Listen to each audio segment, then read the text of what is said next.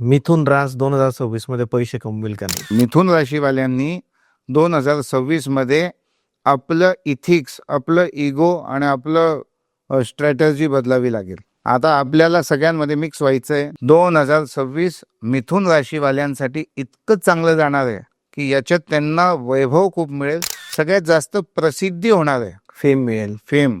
मिथुन राशीवाल्यांचं असं गोचर बनतोय शुक्राचा, तुम्ही जे करतात थोडंसंही करतात पण चांगलं करतात.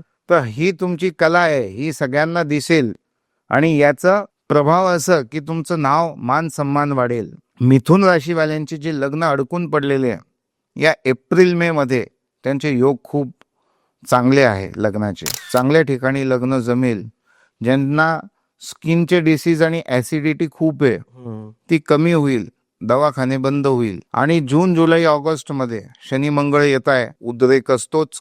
धनहानीचे योग आहे. यांनी आपल्यापेक्षा वयाने मोठी असलेली स्त्रीचं सन्मान करणे खूप आवश्यक आहे. ऑगस्ट, सप्टेंबर आणि ऑक्टोबर जे मिथुन राशीवाले आहे ज्यांना संतान योग होत नाहीये, संतती नाहीये, त्यांना संतती प्राप्तीसाठी पण खूप चांगले हे 3-4 महिने. शक्य होत असेल तर हिरवा रुमाल खिशात ठेवावा.